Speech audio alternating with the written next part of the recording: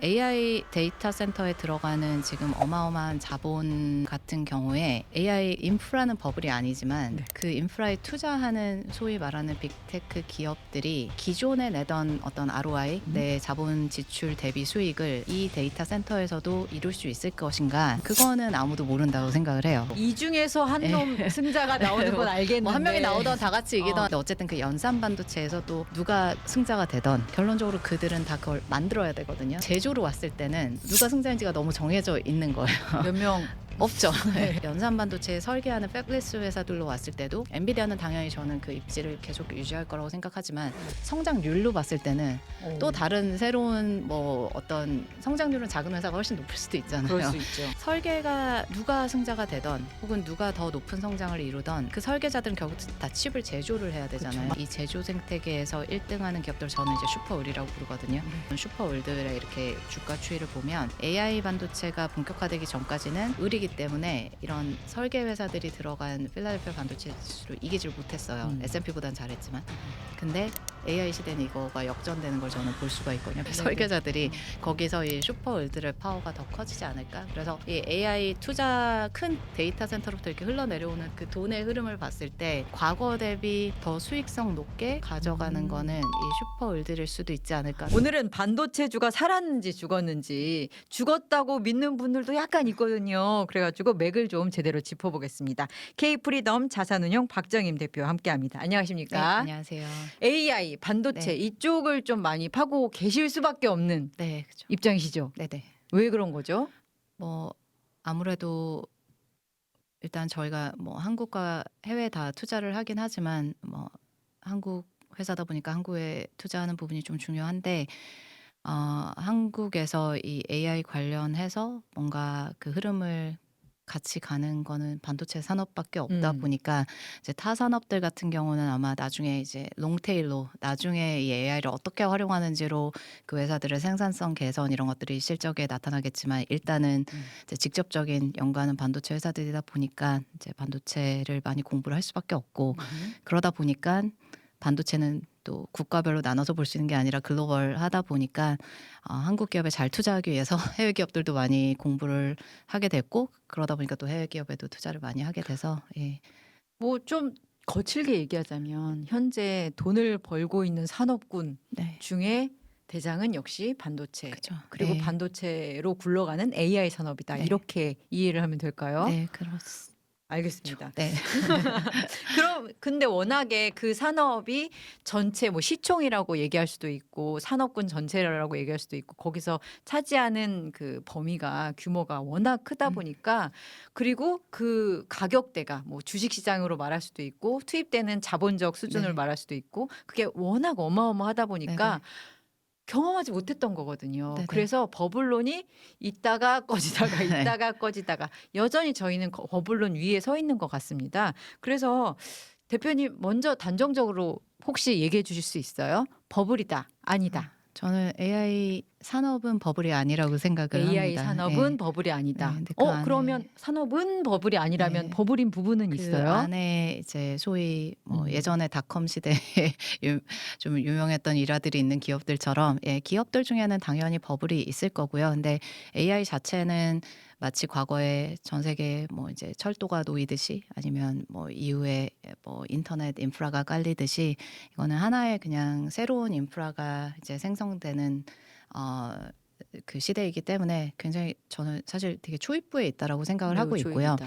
다만 모든 새로운 산업이 나타날 때 마찬가지이듯이 처음에 초입부에는 자본 투자가 굉장히 많기 때문에 이제 지금 그 자본 투자 혜택을 보는 기업들 같은 경우에 그 향후 몇 년간의 그 기업들이 볼 어떤 혜택의 매출로 실현되는 부분을 뭐 10년 이렇게 계속 유사한 비율로 뭔가 가정을 한다던가 하면 그거는 상당히 무리가 있겠지만 실질적으로 AI 산업 자체의 인프라가 지금 생성되는 이거 자체는 저는 리얼이라고 어. 생각을 하고 있습니다. 그리고 실제로 매출이 일어나고 있잖아요. 그죠. 네. 엔비디아 네네. 실적에도 오늘 보듯이 우와 시장의 기대치를 뭐 네. 매출도 그렇고 뭐 주가도 예, 그렇고 그죠. 그런데요. 그럼 우리 서학개미 입장에서 그럼 여쭤보고 싶은데요. 서학개미들이 투자하는 그 주로 큰 거인들 있잖아요. 네네. 그 빅테크 기업들 정도면 네네. 괜찮다. 네, 그거 조금 다르게 봐야 된다고 생각을 하는 게 네. 일단 제가 크게 이제 AI 인프라가 있고 AI 인프라의 대표적인 게 지금 데이터 센터들을 짓는 게 있고 이제 거기에 반도체가 들어가서 그 다음이 반도체 생태계가 따라오는 건데 AI 데이터 센터에 들어가는 지금 어마어마한 자본 같은 경우에 어, AI 그 인프라는 버블이 아니지만 네. 그 인프라에 투자하는 소위 말하는 빅테크 기업들이 기존에 내던 어떤 ROI, 내 자본 지출 대비 수익을 이 데이터 센터에서도 이룰 수 있을 것인가? 그거는 아무도 모른다고 생각을 해요. 그래서 내가 만약에 그 빅테크 반도체 말고 그 지금 데이터 센터를 짓는 소위 뭐 빅5들의 투자를 하고 있다면 네. 수익은 계속 낼 수 있겠지만 기존에 내던 ROI를 내지 더 못한다. 높은 ROI를 낼 것인가 이거는 정말 나중에 시간이 지나야 알 수 있는 거라고 생각을 하기 때문에 왜냐하면 데이터 예. 센터는 당장에 돈을 벌어들이는 게 아니고 현재는 까는 시점이기 때문에 그래서 이거를 어떻게 활용을 해서 더 높은 수준의 수익을 낼 것인가. 왜냐하면 이 산업들의 이게 우리가 마이크로소프트를 보던 뭐 구글을 보던 이 산업들의 원래 특성은 자본이 되게 라이트한 산업이잖아요. 그렇죠. 그래서 ROE가 됐던 뭐 그 소위 말하는 리턴에 대한 가성비가 좋은 거죠. 그것들이 네. 굉장히 자본 투하 대비 수익이 상당히 좋은 거였는데 갑자기 이 기업들이 자본 집약적인 산업이 지금 되는 거잖아요. 데이터 예. 센터의 경우에는 그죠. 뭐 네. 이제 부채 발행도 하기도 하고 이런 식으로 자본 집약적인 산업이 됐을 때는 당연히 밑에 분모가 높아지는 거기 때문에 그 실질적인 이제 리턴 프로파일이 낮아질 수밖에 없죠. 근데 이 기업들이 이거를 투자하는 건 사실 뭐 5년도 아니고 더 10년, 20년 내다보고 하는 건데 근데 여기서 그 롱테일까지 갈 수 있는 매출 창출의 기회를 만들 것인가?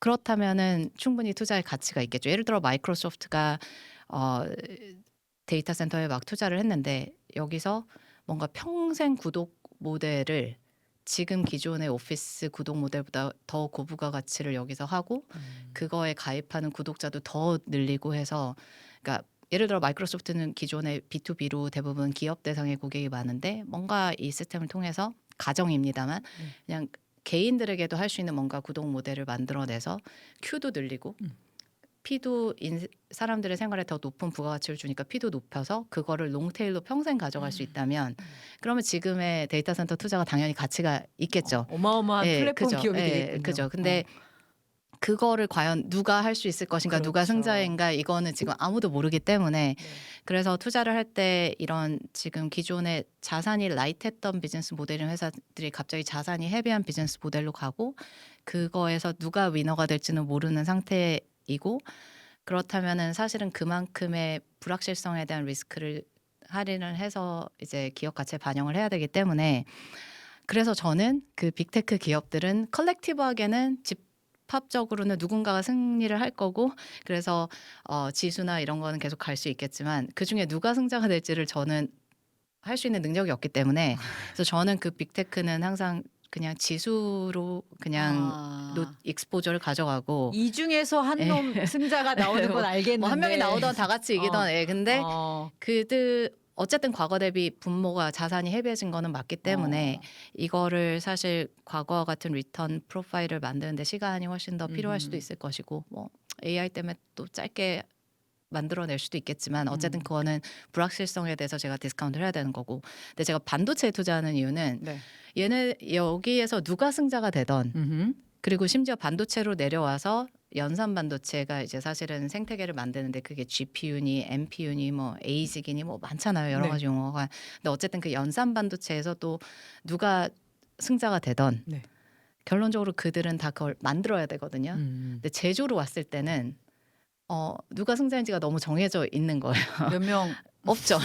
근데 단순히 제가 뭐 파운드리나 메모리만 이야기하는 게 아니라 그 안에 들어가는 장비나 소재나 이런 것들도 과거에는 2등, 3등에 설 자리가 있었다면 지금은 이제 1등이 더 많은 걸 가져가기 때문에 그래서 저는 투자자로서 특히 상향식 투자를 하는 사람으로서는 여기는 다 잘 될 건 알겠는데 누가 승자일지를 제가 알아낼 수 있는 능력이 안 되고 네.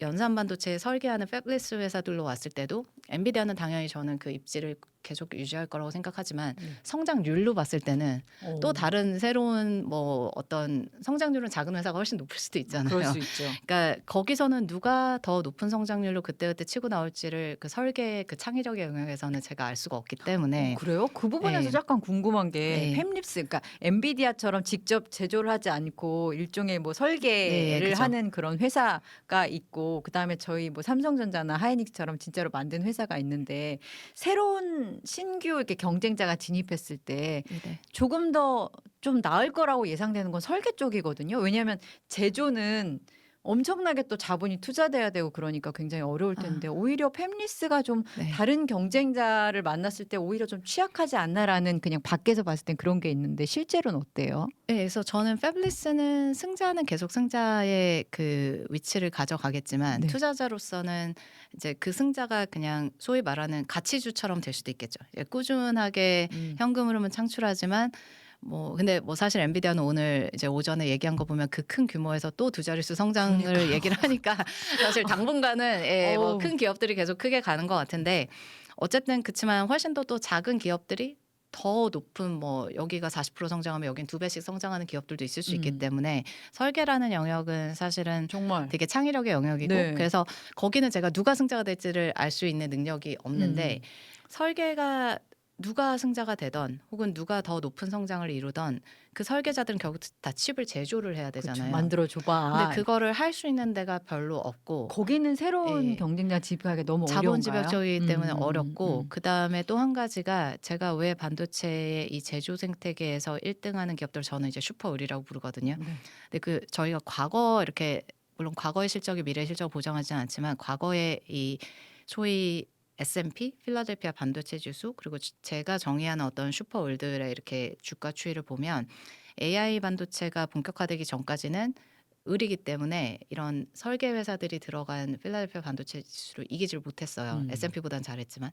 근데 AI 시대는 이거가 역전되는 걸 저는 볼 수가 있거든요. 그 이유가 AI로 인해서 설계자가 지금 너무 많아진 거예요. 옛날에는 사실 설계 그러면 PC 시대는 인텔, 뭐 스마트폰 몇개안 때문에 되는데. 애플과 퀄컴 생태계가 생기고 그다음에 뭐 전통 데이터 센터 때 AMD 뭐 이런 데들이 좀 더 이제 올라오고 이랬는데 AI로 인해서 사실 설계 회사들은 비용의 대부분이 인건비인데 AI가 다 지금 설계를 해주니까 사실은 그들이 너무 많아지게 된 거죠. 그래서 한국도 보시면 뭐 리벨리온, 필요회사 AI 사실 설계 불모지거든요. 한국은 이렇게 다 그냥 제조회사로 가서 근데 그런 한국에서도 지금 굉장히 높은 가치의 평가를 받는 기업들이 상대적으로 매우 짧은 시기에 막 태어나고 중국은 너무 많잖아요. 그렇죠. 설계자들이. 네. 근데 그 설계자들이 다 제조를 해야 된단 말이에요. 근데 누가 제조를 할 해주시는 거야? 데 별로 없거든요. 네. 그러니까 저는 투자자로서는 저는 가시성이 높은 곳에 아하. 예, 불확실성을 그래도 최대한 덜 디스카운트 해야 되는 곳에 투자를 해야 되는데 이게 제조로 이제 오면 옛날에는 제조가 그냥 내가 이 영역에서 이거 잘하면 그냥 1, 2, 3등이 뭐 6, 70%, 20%, 10% 이런 식으로 나눠 가지는 식의 굉장히 정형화된 어떤 구조였는데 이게 무어의 법칙이라는 게 이제 한계에 다다르면서 소위 말하는 더 이상 이제 스케일링이라고 하는 그 뭐 몇 년에 한 번씩 그 캐파가 이만큼씩 그 성능이 좋아지는 그런 게 이제 한계에 다다르면서 소위 말하는 전공정에서 설계에서 그 연산 칩의 설계에서 뭔가 혁신을 내는 게 한계에 다다른 거잖아요. 그러다 보니까 이제 많이 들으시는 첨단 패키징 후공정에서 이 칩 하나하나에 그러니까 1등 하나가 해낼 수 있는 것보다 5등, 10등, 3등이 각각 다른 영역에서 얘네들을 붙였을 때 합쳐서? 예를 들면 네. 집단지성으로 더 결과적으로 고객에게 더 좋은 성능을 해주면 되지 않느냐 이 시대가 된 거이고 근데 이제 그러다 보니까는 칩들이 만들 때 혼자 만드는 게 아니라 어떻게 보면 고객사 어떻게 보면 경쟁사 뭐 이렇게 다 같이 이제 협력을 해야 되는 시대가 된 거죠. TSMC가 그걸 엄청 강조하잖아요. 그죠. 그래서 TSMC가 사실은 후공정 이 패키징하는 공정을 원래 옷사 업체들에게 아웃소싱을 했었는데 첨단 패키징은 본인이 가져가서 하는 이유도 거기서 부가가치가 추가로 생성되기 때문인데 그러다 보니까 애초에 그 생태계에 들어가 그 장비던 소재던 IP던 그 생태계에 처음에 들어간 기업들과 그렇지 않은 기업들의 경쟁력 차이가 이게 단순히 기술 차이가 아니라 함께 일하면서 그 업무에 대한 노하우와 암묵지가 어마어마하게 그 릴레이션십 캐피탈이라고 저는 이제 그렇네요. 얘기를 하는데 그런 관계 자본에 대한 부분이 눈에 보이지 않고 재무 상태에 나타나지 그럼요. 않지만 굉장히 중요한 시대가 되면서 네. 반도체를 바라보는 게 달라져야 되고 그 각 영역에 엄청나게 다양한 세부 영역에 1등하는 기업들의 그 재무 상태표에 나타나지 않는 경쟁력이 엄청나게 중요해진 시대가 됐고 그래서 저는 그런 기업들이 이 엄청나게 많아지는 소위 갑이 많아지는 거잖아요. 네네. 설계자들이 거기서 이 슈퍼월드의 파워가 더 커지지 않을까. 그래서 이 AI 투자 큰 데이터 센터로부터 이렇게 흘러내려오는 그 돈의 흐름을 봤을 때 과거 대비 더 수익성 높게 가져가는 거는 이 슈퍼월드일 수도 있지 않을까라는 생각을 하고 있고 부르는 게 갑. 일하는 일하는 거는 그럴 좀 수도 지금 현재 좀 그런 네. 상황이긴 하죠. 믿을 수 있는 정직한 보험 전문가가 객관적으로 점검해서 최적의 솔루션으로 합리적인 대안을 제시하는 마이보험 체크를 소개합니다. 마이보험 체크는 보험 가입자의 이익을 가장 중요하게 생각합니다. 35개의 손해보험, 생명보험사를 비교해서 보험료는 저렴하게 가입 보장은 크게 가입할 수 있도록 도와드립니다. 특히 기존에 가입하셨던 보험료가 너무 올라서 걱정이셨던 분들 이번 기회에 상담 받아보시면 좋을 것 같은데요. 양심적인 보험 전문가들이 가입된 보험 전체를 정확하게 분석을 한 다음에 고객 상황에 맞게 맞춤형으로 보험을 리모델링 해드리거든요.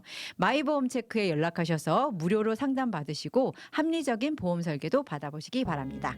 그리고 상담 신청하실 때 경제적 본능 방송 보고 신청했다고 꼭 말씀해 주시기 바랍니다.